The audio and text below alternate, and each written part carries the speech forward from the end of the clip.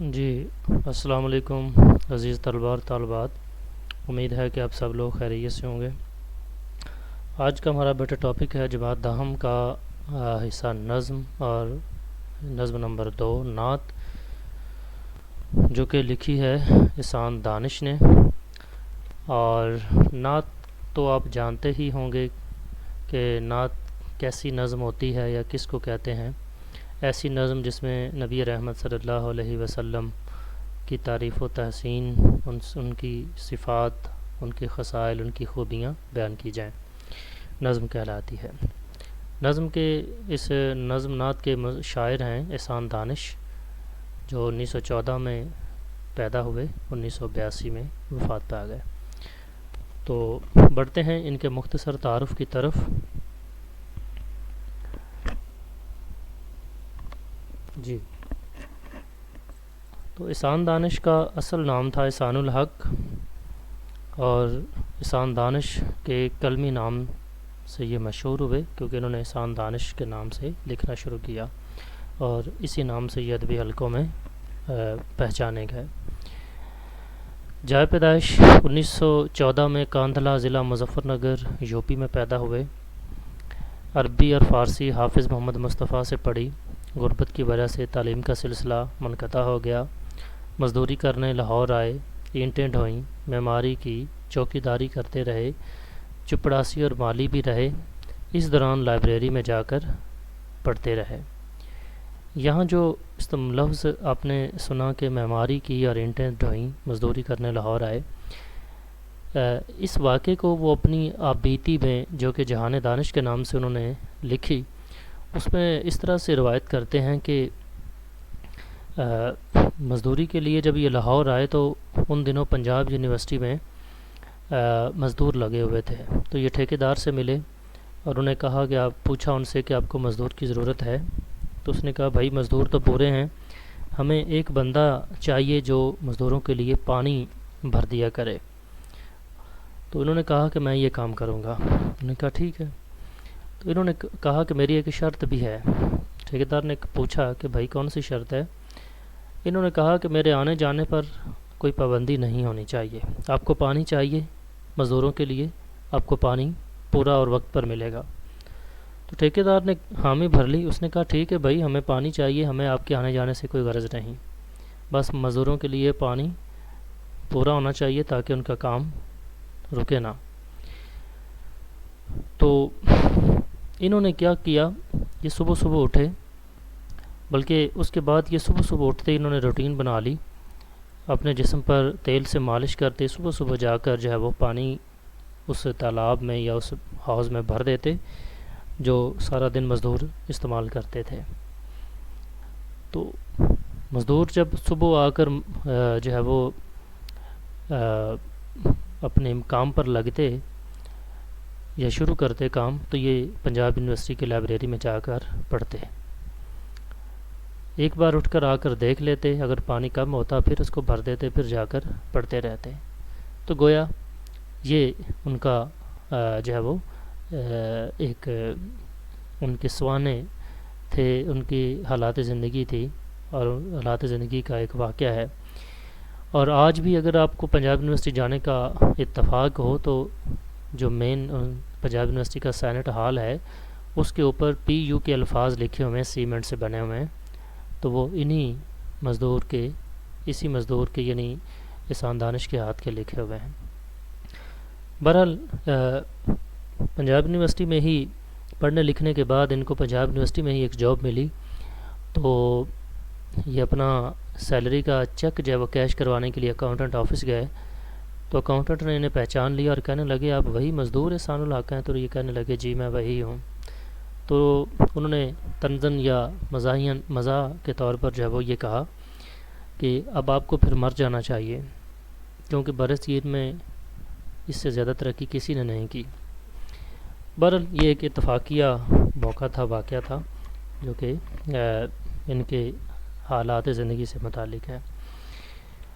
ان کا ادبی مقام یہ ہے کہ یہ قادر الکلام شاعر تھے، نظم اور غزل دونوں میں انہوں نے جو وہ تب آزمائی کی، دونوں میں قدرت رکھتے تھے۔ ان کی شاعری مشرقی اقدار کی آئینہ دار ہے، انہیں مزدور شاعر بھی کہا جاتا ہے۔ تو یہ جو آخری ہے یہ MCQs میں بورڈ کے پیپر میں 12 دفعہ پوچھا گیا ہے، لہٰذا آپ نے اس کو نوٹ کر لینا ہے۔ اور یہی جو 2 لائنیں ہیں ادبی مقام والی ہیڈنگ کی، یہ آپ نے اس نظم کی جو ہے وہ شعر کی تشریح کے شروع میں تمہیدی لائنز کے طور پر لکھنی ہے۔ اس کے بعد ان کی تصانیف ہے جس میں حدیث زندگی، درد زندگی، انواع کارگر، آتش خاموش، گورستان، شیرازہ، زخم و مرہم اور جہان دانش۔ یہ جہان دانش جو آخری مؤخر ذکر ہے یہ ان کی آبیتی ہے۔ تو یہ تھا بیٹے ان کا مختصر تعارف۔ اب ہم چلتے ہیں مشکل الفاظ کے معنی کی طرف، کیونکہ یہ مشکل الفاظ کے معنی کا جاننا آپ کے لیے ضروری ہے تاکہ آپ کو اشعار کا مفہوم سمجھنے میں آسانی ہو۔ تو یہ کچھ مشکل الفاظ ہیں جس میں 2 عالم، جس کے معنی ہیں دونوں جہاں، غم گسار، غم بٹانے والا، غم میں شریک ہونے والا، امدادگار، مددگار یا مدد کرنے والا، اصول محبت، محبت کرنے کا اصول، عرفان کے معنی ہیں پہچان، تعارف یا شناخت، خضر کے معنی پیغمبر، ایک پیغمبر کا نام ہے جو بھولے بھٹکے لوگوں کو راستہ دکھاتے ہیں، ان کی رہنمائی کرتے ہیں۔ ذی وقار کا مطلب ہے بلند مرتبے والا یا بڑی عظمت والا۔ تو یہ مشکل الفاظ تھے پوری نظم میں سے، ان کو آپ نے یاد کرنا ہے۔ اب ہم چلتے ہیں جی اشعار کی تشریح یا اس کے مفہوم اور اس کی تشریح کی طرف۔ تو پہلا شعر ہے مطلع، کہتے ہیں جی 2 عالم کا امدادگار آ گیا ہے، امین آ گیا ہے، غم گسار آ گیا ہے۔ مفہوم اس کا دیکھیں، آپ صلی اللہ علیہ وسلم دونوں جہانوں میں لوگوں کی مدد کرنے والے ہیں۔ آپ اس دنیا میں بھی انسانوں کی مدد کریں گے اور عاقبت میں بھی اپنی امت کے معاون اور مددگار ہوں گے۔ اس میں اہم نکات کیا ہیں؟ پہلا ہے 2 عالم کا امدادگار، دوسرا ہے امین، تیسرا ہے غم گسار۔ تو یہ 3 اہم نکات ہیں جن کی وضاحت جو ہے وہ اس شعر کی تشریح بن جائے گی۔ پہلا ہے جی 2 عالم کا امدادگار۔ یہ گویا آپ صلی اللہ علیہ وسلم کا لقب ہے جو کہ شاعر نے انہیں اس لقب سے ملقب کیا ہے کہ آپ صلی اللہ علیہ وسلم دونوں جہانوں کے امدادگار ہیں۔ پہلا جہاں کون سا ہے؟ یہ جہاں کہ جہاں وہ تشریف لائے، اور جب وہ تشریف لائے اس عرب معاشرے میں، اس عرب دنیا میں، تو وہاں انہوں نے آتے ہی جو مفلوق الحال تھے، جو پسے ہوئے، جو مظلوم تھے، جو غریب تھے، جو مظلوم تھے، ان کی مدد کی، ان کو ان کے غموں سے جو ہے وہ نکالا، ان کی مدد کی اور ان کی مدد کر کے جو ہے وہ ان کو سکون پہنچایا۔ تو آپ صلی اللہ علیہ وسلم کے آنے سے گویا جو غریب، مظلوم اور نادار لوگ تھے ان کو سکون ملا، اور یقینی طور پر وہ لوگ کسی ایسے مسیحا کی تلاش میں تھے، کسی ایسے ایک عظیم جو ہے وہ انسان کا انتظار کر رہے تھے کہ جو آ کر انہیں عرب میں ان کے ساتھ روا رکھے جانے والے مظالم جو ہیں ان سے ان کی نجات جو ہے وہ انہیں نجات دلا دے۔ تو پھر آپ صلی اللہ علیہ وسلم کی شکل میں انہیں وہ مددگار، وہ امدادگار میسر آیا کہ جس نے نہ صرف آ کر انہیں ان کی اس دنیا میں مدد کی اور اس دنیا میں جو ہے وہ ان کے دکھوں کا مداوع کیا، بلکہ وہ اس دنیا کے بعد جو آنے والا جہان ہے، جو اگلا جہان ہے، اس میں بھی وہ ان لوگوں کی مددگاری کریں گے، ان کی امداد کریں گے۔ اس کے بعد دوسرا مصرع اس کا پہلا جو ہے کہ امین آ گیا ہے۔ امین کا معنی ہے امانت دار۔ تو امین، صادق اور امین آپ صلی اللہ علیہ وسلم کا لقب تھا۔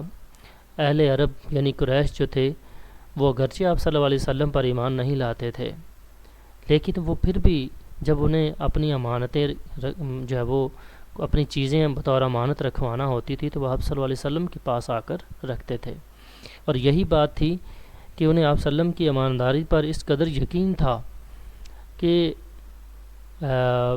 وہ آپ صلی اللہ علیہ وسلم کے پاس اپنی امانتیں اس لیے رکھتے تھے کیونکہ انہیں اس بات کا یقین تھا کہ ہمیں اسی حالت میں جب ہم چاہیں گے ہمیں واپس مل جائیں گی۔ تو یہ ان کی امانت داری تھی، لیکن ان کی بدقسمتی، اہل قریش کی بدقسمتی یہ تھی کہ آپ صلی اللہ علیہ وسلم نے جب انہیں کوہ صفا پر اکٹھا کیا اور انہیں کہا کہ اگر میں تمہیں یہ کہوں کہ اس پہاڑی کے پیچھے سے تم پر ایک لشکر حملہ آور ہونے کو ہے تو کیا تم میری بات کا یقین کر لو گے؟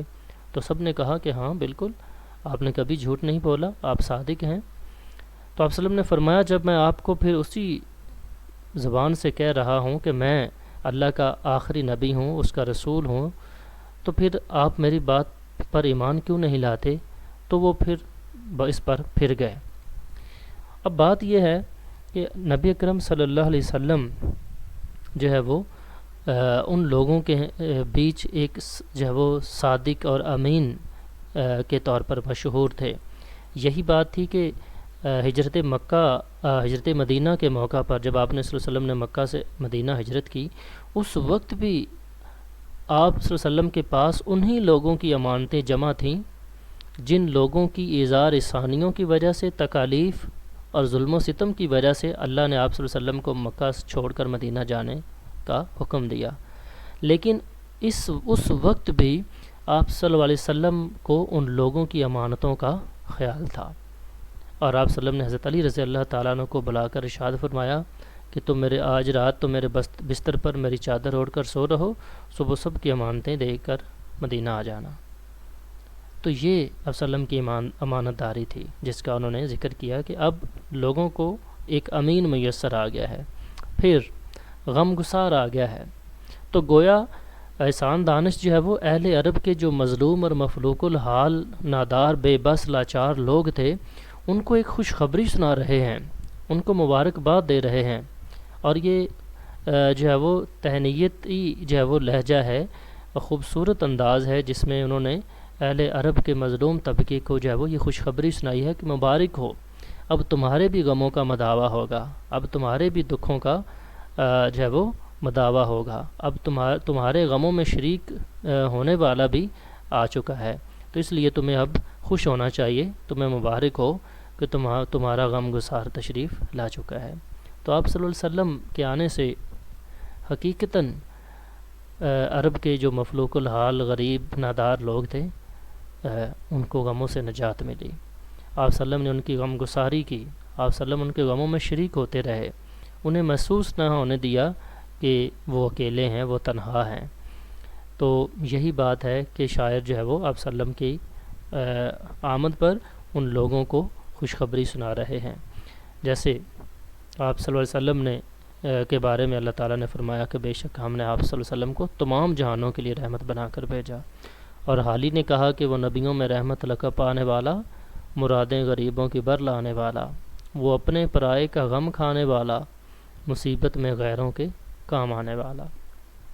تو یہ پہلا شعر تھا جی، امید ہے کہ آپ کو اس کا تھیم، مفہوم سمجھ آ چکا ہوگا، لہٰذا ہم دوسرے شعر کی طرف بڑھتے ہیں۔ دوسرا شعر ہے جی، غریبوں کی جان کو، یتیموں کے دل کو، سکون ہو گیا ہے، قرار آ گیا ہے۔ اس میں مشکل لفظ نہیں ہیں، مفہوم ہے کہ آپ صلی اللہ علیہ وسلم کے آنے سے غریبوں اور یتیموں نے بھی سکھ کا سانس لیا۔ اہم نکات اس میں ہے غریبوں کی جان، یتیموں کے دل، سکون اور قرار۔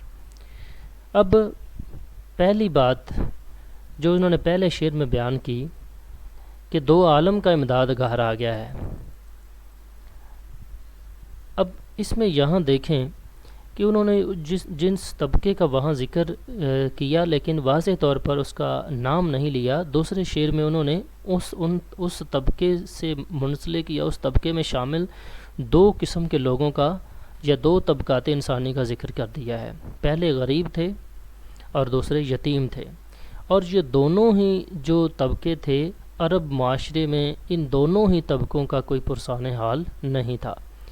غریب جو تھے ان کو نچلے درجے کا شودر کہہ لیں، کم ذات کہہ لیں، کم تر درجے کا انسان یا شہری یا دیہاتی جو ہے وہ تصور کیا جاتا تھا، اور غریبوں کے قوانین الگ تھے، غریبوں کے لیے امراء کے قوانین الگ تھے۔ غریب جو ہے وہ چھوٹی سی غلطی یا خطا کر کے بھی بڑی سے بڑی سزا، سخت سے سخت سزا پاتا تھا، جبکہ امیر جو تھا، طاقتور یا اثر و رسوخ رکھنے والا جو تھا، وہ بڑا سے بڑا جرم کر کے بھی دندناتا پھرتا تھا۔ یہ بالکل افلاطون کے اس قول کے مانند یہ اس وقت کے حالات تھے، جس نے افلاطون نے کہا تھا کہ قانون جو ہے وہ مکڑی کا ایک جالا ہے جس میں کیڑے مکوڑے ہی پھنستے ہیں، بڑے جانور تو اس کو پھاڑ کر گزر جاتے ہیں۔ تو یہی حالت عرب معاشرے کی تھی کہ وہاں جو جو ہے وہ پر اثر لوگ تھے، وہاں جو طاقتور لوگ تھے، وہ اپنے آپ کو قانون سے ماورا سمجھتے تھے، اس لیے ان کو کوئی پوچھنے والا نہیں تھا، لیکن غریبوں کی جان کو بنی ہوئی تھی۔ اگر وہ نہ جانے میں بھی کوئی غلطی کر بیٹھتے تو سخت سزاؤں کے مرتکب قرار دیے جاتے۔ اسی طرح جو ہے وہ یتیموں کا جو طبقہ ہے، وہ بھی جو ہے وہ ظلم کھانے یا ظلم سہنے کے معاملے میں کسی طرح پیچھے نہیں تھا۔ وہ بھی برابر جو ہے وہ اہل عرب کے جو ہے وہ با اثر اور طاقتور لوگوں کے ظلم و ستم کا نشانہ بنتا آ رہا تھا، یہ طبقہ بھی، یتیموں کا بھی۔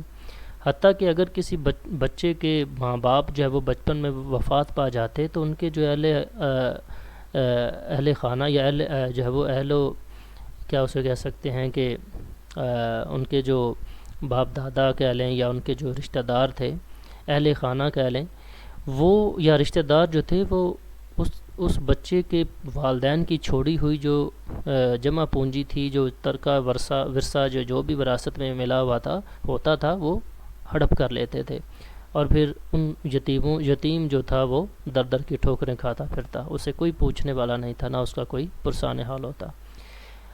شاعر جو ہیں وہ ان دونوں طبقوں کے لوگوں کو مبارک دے رہے ہیں، انہیں وہ خوشخبری سنا رہے ہیں کہ تمہیں اب خوش ہو جانا چاہیے۔ غریبوں کی جان کو وہ کہتے ہیں سکون ہوا، کیونکہ آپ صلی اللہ علیہ وسلم کے آنے سے پہلے غریبوں کی جان پر بنی ہوتی تھی کہ نہ جانے کون سی چھوٹی سی غلطی کی پاداش میں انہیں جو ہے وہ پکڑ لیا جائے، انہیں پابند سلاسل کر دیا جائے، انہیں جکڑ دیا جائے، یا انہیں سخت سزا دی جائے، یا انہیں بھگتنی پڑے۔ اسی طرح یتیم جو تھے، ان کے دل ہر وقت ڈر اور خوف اور دہشت اور وحشت کے عالم میں ہوتے تھے کہ پتہ نہیں ان کے رشتہ دار جو ہے وہ کب ان کا مال ہڑپ کر لیں اور وہ بالکل بے سر و سامان ہو جائیں، لاچار اور جو ہے وہ بالکل جو ہے وہ بے بس ہو جائیں۔ تو یہ دونوں طبقے جو تھے یہ بہت ہی مظلوم تھے اور ان کی زندگی جو ہے وہ اجیرن ہو چکی تھی، لیکن شاعر نے آپ صلی اللہ علیہ وسلم کے آنے کی خوشخبری سنا کر انہیں بھی خوش ہونے اور انہیں بھی سکون حاصل کرنے کا پیغام سنا دیا ہے۔ جیسے آپ صلی اللہ علیہ وسلم کی ایک حدیث مبارکہ یتیموں کے بارے میں کہ میں اور یتیم کی کفالت کرنے والا جنت میں اس طرح قریب قریب ہوں گے، 2 انگلیوں کا اشارہ کیا جس طرح یہ 2 انگلیاں قریب قریب ہیں۔ ایک اور جگہ آپ صلی اللہ علیہ وسلم نے فرمایا کہ سب سے بہترین ہے وہ گھر جس میں یتیم کے ساتھ بہترین سلوک کیا جاتا ہے۔ اور ان لوگوں کے لیے ایک شاعر نے یہ کہا کہ آپ صلی اللہ علیہ وسلم کے آنے کے بعد ان لوگوں کی جو زندگیاں جس طرح سے پرسکون ہوئیں یا جو ان لوگوں کو آرام میسر آیا، اس کا ایک شاعر نے یوں تذکرہ کیا کہ اس کی زندگی نے زندگی کو زندگی بخشی، گلوں کو رنگ مہر و ماں کو تابندگی بخشی۔ تو یہ تھا دوسرا شعر بیٹے، امید ہے کہ اس کا بھی مفہوم آپ سمجھ چکے ہوں گے اور اب آپ آسانی سے اس کی تشریح کر سکیں گے۔ بڑھتے ہیں تیسرے شعر کی طرف۔ اصول محبت ہے پیغام جس کا، وہ محبوب پروردگار آ گیا ہے۔ اصول محبت کرنے کا اصول، طریقہ، پیغام مطلب میسج، چٹھی، اور محبوب پروردگار اللہ کا پیارا محبوب۔ مفہوم ہے جی کہ اللہ تعالیٰ کا وہ پیارا پیغمبر تشریف لا چکا ہے جس کا اصول سب سے محبت کرنا ہے۔ اہم نکات کیا ہیں جی اصول محبت کا پیغام؟ اور دوسرا اہم نقطہ ہے محبوب پروردگار صلی اللہ علیہ وسلم۔ دیکھیں اس شعر کی تشریح سے پہلے بھی ہمیں عرب معاشرے کی جو حالت تھی ماضی میں اس کو تھوڑا سا بیان کرنا ہوگا کہ جو شاعر یہ کہہ رہا ہے کہ اللہ کا جو پیارا پیغمبر تشریف لا چکا ہے، اس نے آتے ہی لوگوں کو کیا پیغام دیا کہ بھائی ہر ایک سے محبت سے پیش آنا ہے، ہر ایک سے محبت کرنی ہے، وہ چاہے گورے رنگ کا ہے یا کالے رنگ کا ہے، وہ کم چھوٹی ذات سے تعلق رکھتا ہے یا کسی بڑے حسب و نسب کا مالک ہے یا کسی بڑے قبیلے یا ذات سے تعلق رکھتا ہے، وہ کسی مذہب کا ماننے والا ہے یا مسلمان ہے، مطلب وہ کسی بھی قبیلے سے جس بھی قبیلے سے تعلق رکھتا ہے، جس بھی نسل سے تعلق رکھتا ہے، جس بھی خطے یا زمین کا رہنے والا ہے، خطہ زمین کا رہنے والا ہے، سب کے لیے یعنی دو عالم کا امدادگار آ گیا، جیسے پہلے شعر میں شاعر نے کہا، تو رحمت للعالمین یعنی نبی صلی اللہ علیہ وسلم جو ہے وہ اس ایک عالم کے لیے رحمت نہیں، تمام دونوں جہانوں کے لیے، تمام جہانوں کے لیے رحمت ہے۔ تو اس لیے وہ عرب معاشرہ کے جہاں محبت اور پیار نام کی کوئی چیز نہ تھی، نبی رحمت صلی اللہ علیہ وسلم کے آنے سے ایک ہی پیغام ان لوگوں کو پہنچا، اور وہ پیغام تھا محبت کا۔ یعنی چھوٹی چھوٹی سی بات پر عرب جو تھے وہ جنگ و جدل کا شکار ہو جاتے، اور کسی کی جو ہے وہ چھوٹی سی غلطی پر جو ہے وہ مطلب کہ اگر کسی کی بکری جو ہے وہ دوسرے کے کھیت میں چلی گئی تو اس بات پر لڑائی شروع ہوتی اور پھر وہ نسلوں تک جاری رہتی تھی۔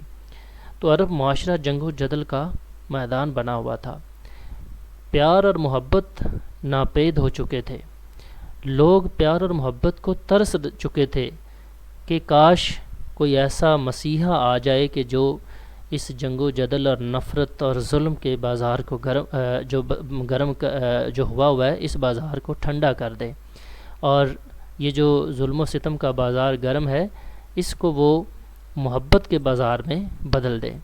تو نبی رحمت صلی اللہ علیہ وسلم جب تشریف لائے تو آپ صلی اللہ علیہ وسلم نے تمام لوگوں کو جو ہے وہ محبت کا پیغام دیا، لوگوں کو کہا کہ تم آپس میں بھائی بھائی ہو، اور انہیں جو ہے وہ ایک دوسرے کا بھائی قرار دینے کے بعد انہیں کہا کہ یہ بھی کہا کہ تم میں سے مسلمان وہ ہے جس کی زبان اور اس کے ہاتھ سے دوسرا مسلمان محفوظ رہے۔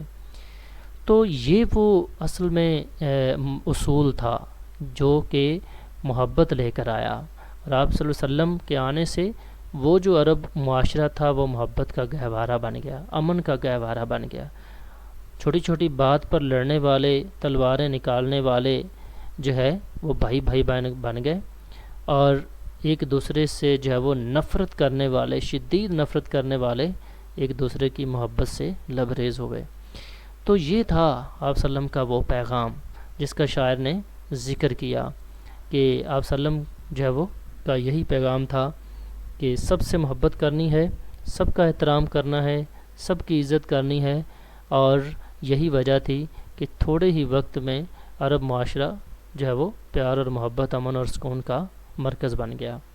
جیسے ایک شاعر نے کہا کہ سراپا محبت سراپا مروت حبیب خدا رحمت دو جہاں، دنیا میں رحمت دو جہاں اور کون ہے، جس کی نہیں کوئی نظیر وہ تنہا تم ہی تو ہو۔ تو یہ متبادلات ہیں، یہ آپ اس میں لکھ سکتے ہیں۔ بڑھتے ہیں چوتھے شعر کی طرف، کہتے ہیں اب انسان کو انسان کا عرفان ہوگا، یقین ہو گیا ہے اعتبار آ گیا ہے۔ مفہوم کیا ہے؟ آپ صلی اللہ علیہ وسلم کے آنے سے انسان کو دوسرے انسان کی شناخت یا پہچان ہو گئی ہے، ایک انسان دوسرے انسان کے مقام اور مرتبے، قدر و قیمت سے آگاہ ہو جائے گا۔ اہم نکات کیا ہیں جی؟ پہلا ہے انسان کا عرفان، دوسرا ہے یقین اور اعتبار۔ اب پہلا جو نکتہ ہے کہ انسان کا عرفان، اس سے کیا مراد ہے کہ انسان جو ہے وہ کیا انسان دوسرے کی پہچان کیسے کر سکتا تھا؟ کیونکہ سبھی انسان تو تھے، ایک دوسرے کو جانتے بھی تھے، کون جو ہے وہ ہے، کس کا باپ ہے، کس کا بھائی ہے، کس کا بیٹا ہے، پہچانتے تھے۔ لیکن یہ وہ پہچان نہیں ہے، یہ وہ شناخت نہیں ہے، بلکہ اس سے مراد وہ بیٹا، بھائی یا باپ یا دادا، ان رشتوں سے ہٹ کے صرف انسان کے مرتبے اور مقام کے حوالے سے اس کی شناخت اور اعتبار کا ذکر ہے، یا اس کی شناخت کرنی ہے۔ تو اس کے لیے کیا تھا کہ انسان، جیسے میں نے پہلے ذکر کیا کہ جو غریب لوگ تھے یا کمزور لوگ تھے، ان کا کوئی پوچھنے والا نہیں تھا، ان کی کوئی جو ہے وہ حالت جو ہے وہ دریافت کرنے والا نہیں تھا، ان کے کوئی احوال سننے والا نہیں تھا۔ تو آپ صلی اللہ علیہ وسلم کے آنے کے بعد لوگوں کو یہ احساس ہوا کہ یہ جو نچلا طبقہ ہے، یہ جو چھوٹے لوگ ہیں یا یہ جو کمزور لوگ ہیں، یہ بھی ہمارے ہی طرح کے لوگ ہیں، ان کا بھی مقام اور مرتبہ اتنا ہی ہے جتنا کہ ہمارا ہے۔ یعنی طاقتور جو کہ یہ سمجھتے تھے کہ یہ نچلے طبقے کے جو لوگ ہیں، کمزور اور جو ہے وہ کم تر لوگ ہیں، جن کو وہ کم تر سمجھتے تھے، ان کو وہ دوسرے تیسرے درجے کا انسان تصور کرتے تھے۔ لیکن آپ صلی اللہ علیہ وسلم کے آنے کے بعد انہیں اپنی غلطیوں کا احساس ہوا، اور آپ صلی اللہ علیہ وسلم نے انہیں بتایا کہ تمام انسان برابر ہیں، تم سب آدم کی اولاد ہو اور آدم مٹی سے پیدا کیے گئے، لہٰذا تم میں سے کوئی شخص جو ہے اس کو کسی دوسرے پر کوئی فوقیت نہیں مگر تقویٰ کی بنیاد پر۔ جو جتنا زیادہ متقی اور پرہیزگار ہوگا وہ اللہ کے نزدیک اتنا ہی معتبر اور قابل قدر ہوگا۔ تو لہٰذا یہاں انسان کو انسان کا عرفان ہونے سے مراد انسان کو اپنے جیسے دوسرے انسان کے مقام و مرتبے، اس کے وقار، عزت اور اس کی عظمت کا ادراک ہونا، یہ مراد ہے۔ تو آپ صلی اللہ علیہ وسلم سے پہلے جو حالت تھی وہ انتہائی دگرگوں تھی کہ وہاں جو ہے وہ غلاموں کی منڈیاں لگتی تھیں، اور پھر غلام خریدنے کے بعد جو ہے وہ غلام اپنے آقا کے رحم و کرم پر ہوتا تھا، جس کی مثال حضرت بلال حبشی رضی اللہ تعالیٰ عنہ کی آپ لے سکتے ہیں۔ تو اسی طرح بچیوں کے بارے میں تھا کہ وہاں زندہ دفن کر دیا جاتا تھا، غلام بنا لیا جاتا تھا۔ تو یہ اس طرح کے اس وقت قوانین تھے جس کی وجہ سے انسانیت جو ہے وہ سسک رہی تھی، اور انسانیت جو ہے وہ ایک طرح سے جو ہے وہ یوں سمجھیے کہ وہ تختہ دار پر تھی کہ اسے کسی بھی لمحے لٹکا دیا جاتا تھا۔ لہٰذا آپ صلی اللہ علیہ وسلم کے آنے سے ایک اپنے جیسے انسان کو، دوسرے انسان کو اپنے جیسے انسان کی جو ہے وہ قدر اور اس کی اہمیت یا اس کی قیمت کا ادراک ہوا، اور اس لیے احسان دانش جو ہے وہ لوگوں کو یہ بتا رہے ہیں کہ تمہیں اب مبارک ہو، تمہیں یہ خوشخبری ہو کہ آپ صلی اللہ علیہ وسلم کے آنے کے بعد جو ہے یا آپ وسلم وہ اللہ کے پیغمبر، وہ رہبر جو ہے وہ دنیا کے لیے رہبر جو ہے وہ تشریف لا چکے ہیں کہ جو اب انسان کو ان انسانوں کو بتائیں گے جو اپنے سے نچلے انسانوں کو کم تر سمجھتے ہیں، ان کو بتائیں گے کہ نچلے انسان بھی تمہاری طرح کے ہیں، وہ بھی تمہاری طرح کے انسان ہیں، تمہاری طرح کھاتے پیتے اٹھتے بیٹھتے ہیں، اور اگر وہ تمہاری نسبت اللہ کے ہاں زیادہ محبوب ہیں تو وہ تم سے زیادہ معتبر ہیں۔ تو اس لیے آپ صلی اللہ علیہ وسلم نے آ کر جو ہے وہ لوگوں کو یہ پیغام دیا، جس سے کیا ہوا کہ انسان کو وہ مقام اور مرتبہ عرب معاشرے میں حاصل ہوا جس کا وہ حقدار تھا۔ تو یہ اصل میں اس کا مفہوم تھا۔ متبادل اس میں دیکھیں جی، اس کا آنا تھا کہ جنت کے دریچے کھل گئے، قبر رحمت اس قدر برسا کہ چہرے دھل گئے، وہ جس نے تہذیب و تمدن کو مؤدب کر دیا، وحشیوں صحرا نشینوں کو مہذب کر دیا۔ تو یہ متبادل شعر تھے، اس لیے آپ یہ اس میں ریفرنس لکھ سکتے ہیں۔ 5ویں شعر کی طرف بڑھتے ہیں جی۔ بجھے گانا جس کا چراغ محبت، وہ پیغمبر ذی وقار آ گیا ہے۔ چراغ محبت کا چراغ دیا، لیمپ جو ہوتا ہے، پیغمبر ذی وقار، بڑی عظمت، بڑے مرتبے وقار والا پیغمبر۔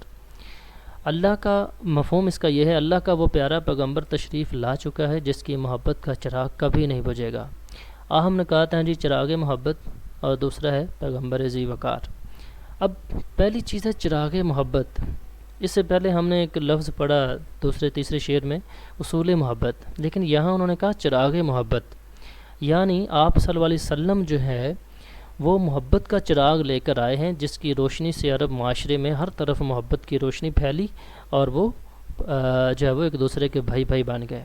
لیکن یہاں چراغ محبت جو ہے وہ علامت استعمال کی گئی یا ایک اشارہ کیا گیا ہے ان تعلیمات کی طرف جو آپ صلی اللہ علیہ وسلم نے آ کر عرب معاشرے میں پھیلائیں یا عرب معاشرے کو جو تعلیمات دیں، اور آپ صلی اللہ علیہ وسلم کی وہ جو تعلیمات تھیں وہ چراغ کے مانند تھیں کہ جن سے جو ہے وہ نہ صرف اس وقت کے اس زمانے کے جو لوگ تھے وہ مستفید ہوئے، انہوں نے استفادہ کیا اور انہوں نے اپنی زندگیوں کو بدلا اور اپنی زندگیوں کو جو ہے وہ انہوں نے جنت کا نمونہ یا اپنے معاشرے کو جنت کی مانند جو ہے وہ بنایا، بلکہ آپ صلی اللہ علیہ وسلم کی جو تعلیمات ہیں وہ قیامت تک آنے والے انسانوں کے لیے جو ہے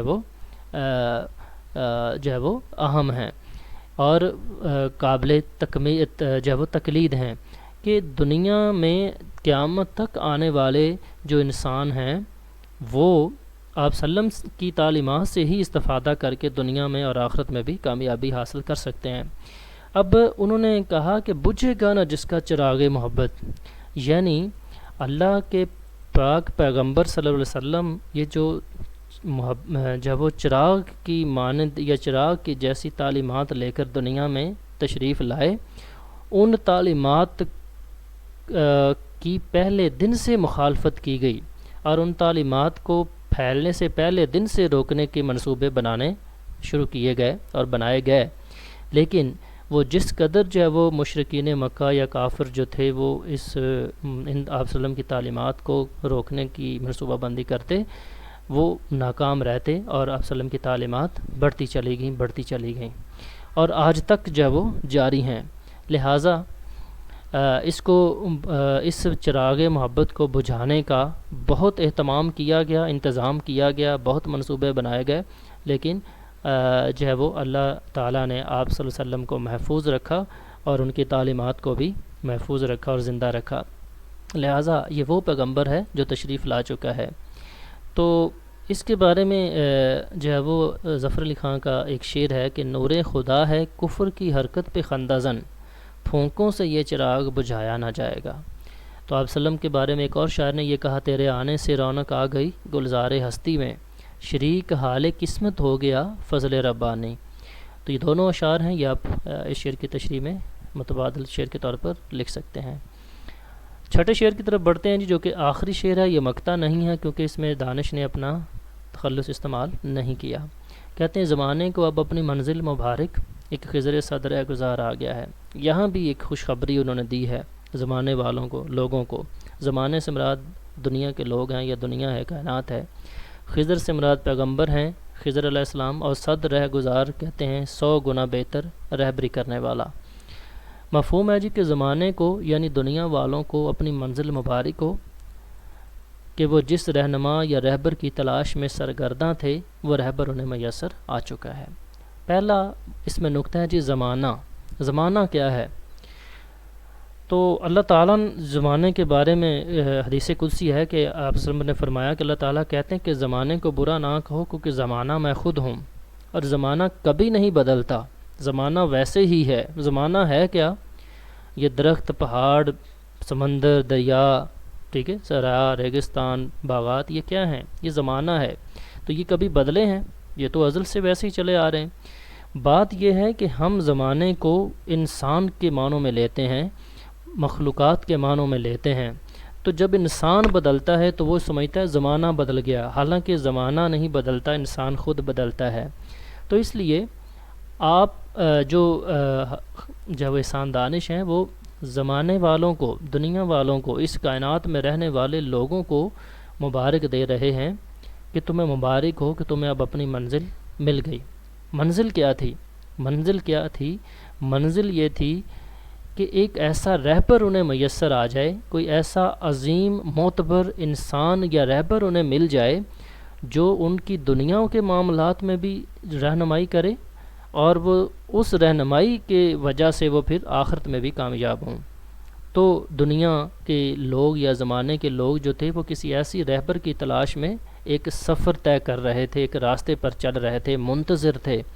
لہٰذا احسان دانش انہیں اب یہ خوشخبری سنا رہے ہیں تمہیں مبارک ہو کہ جو ہے وہ تمہیں ایک ایسا خضر اب میسر آ گیا ہے، آپ صلی اللہ علیہ وسلم کی شکل میں، آپ صلی اللہ علیہ وسلم کے روپ میں، آپ صلی اللہ علیہ وسلم کے جو ہے وہ صورت میں ایک ایسا وہ تمہیں رہبر میسر آ گیا ہے جو خضر علیہ السلام سے بھی 100 گنا بہتر انداز میں تمہاری رہنمائی کرے گا۔